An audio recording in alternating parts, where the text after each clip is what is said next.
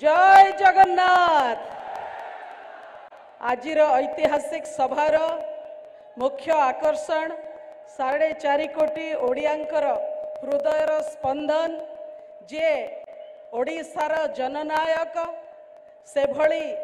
आमर परिवार वर्ग मान्यवर मुख्यमंत्री नवीन पट्टनायक महोदय ओडिशा रे अक्लांत परिश्रम करी कोण अनुकोण बुली ओडिशा रे रूपांतरीकरण आनिबा पाई जे 24 घंटा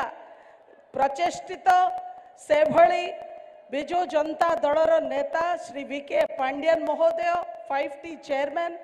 मंचासीन समस्त विधायक प्रार्थी आ मो सामने उपस्थित हजार हजार संख्यार बिजु परिवार सदस्य दल को भल पाउथुबा सैन्य जो माने बालेश्वर लोकसभा क्षेत्र को गोटे अटूट दुर्गरे परिणत करिसंती समस्त को नमस्कार जणाउची जुहार करुची। बंधुगण 33% महिला संरक्षण कथा अनेक राजनैतिक दल माने कहितिले किंतु कौनसी नेतार सेतिकी सत्साहस नथिला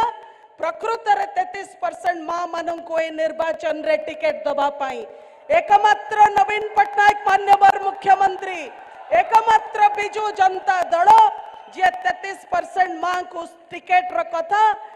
कथा रे नुहे काम रे करिकी देखेले मु तो तांको पाखरे चिर ऋणी आजिठू रहिली जे 33 नुहे बालेश्वर लोकसभा क्षेत्र रे 50 भाग महिला को टिकेट देइचंती। आउ आपण माने जानंती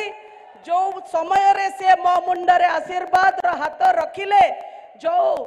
समस्या रु मते उद्धार करिचंती तांको पाखरे मो चिर ऋणी एवं तांको निर्देश रे बालेश्वर लोकसभा क्षेत्र र विकास पाई मो काम करिबी। आपण माने जानंती जे आजिका दिन रे सांसद अछंती बालेश्वर रे से कि भली भाबरे अंचल को अणदेखा करिचंती एमएसएमई विभाग रे थाई कि भी गोटिए भी प्रस्ताव पारित करि पारले नाही कौशल विकास केंद्र प्रतिष्ठा करि पारिले नाही केंद्रीय विद्यालय हे पारला नाही भित्तिभूमि विकास हे पारला नाही कौनसी प्रकार विकास हे पारला नाही। मु आपण मानक आगे निवेदन करुची जो 1 तारीख रे आपण माने 2 थर शंख चिन्ह रे वोट दे समस्त विधायक एवं सांसद को बालेश्वर लोकसभा क्षेत्र निर्वाचित करी पठेबे एवं मान्यवर मुख्यमंत्री को 6ठ थर पाई मुख्यमंत्री गादी रे आसन रे बसई इतिहास सृष्टि करिवे। मो जेमिति अर्जुन को केवल माछर आखि दिसितिला सेमती जेते भी प्रार्थी से दिन थिबे आमर